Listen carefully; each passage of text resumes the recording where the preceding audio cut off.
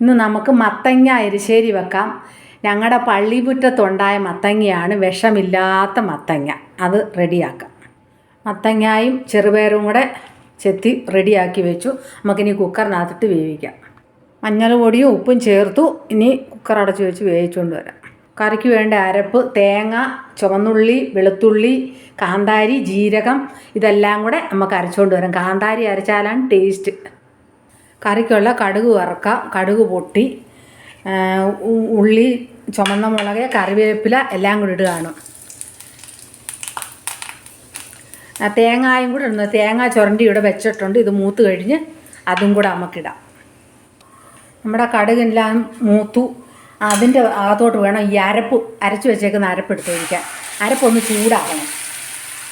എന്നിട്ട് വേണം മത്തങ്ങയ്ക്കകത്തോട്ട് ഇടാനായിട്ട്.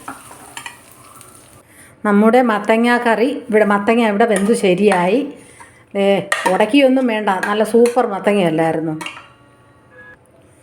നമ്മൾ ചൂടാക്കി വെച്ച അരപ്പും കടുവും കൂടെ ചേർത്തത് നമ്മൾ മത്തങ്ങയ്ക്കകത്ത് ഇടുകയാണ്. മത്തങ്ങാക്കറിക്കകത്ത് ഇടുകയാണ്. മത്തങ്ങ എരിശ്ശേരി ഇവിടെ റെഡിയായി. എൻ്റെ പള്ളിയിലെ ഒരു ആൻറ്റി എപ്പോഴും ചോദിക്കും, മത്തങ്ങ എരിശ്ശേരി വെച്ചില്ലേ മോളെ, അതെനിക്ക് കാണാൻ വേണ്ടിയാന്ന്.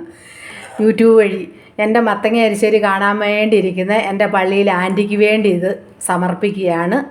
നല്ല സൂപ്പർ മത്തങ്ങ എരിശ്ശേരി. ദേ നോക്കൂ, ഇതൊന്ന് കഴിച്ചു നോക്കൂ.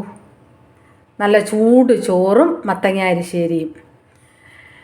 ഈ വീഡിയോ ഇഷ്ടമായാൽ സബ്സ്ക്രൈബ് ചെയ്യുക, ലൈക്ക് ചെയ്യുക, കമൻറ്റ് ചെയ്യുക, ഷെയർ ചെയ്യുക. Okay, by.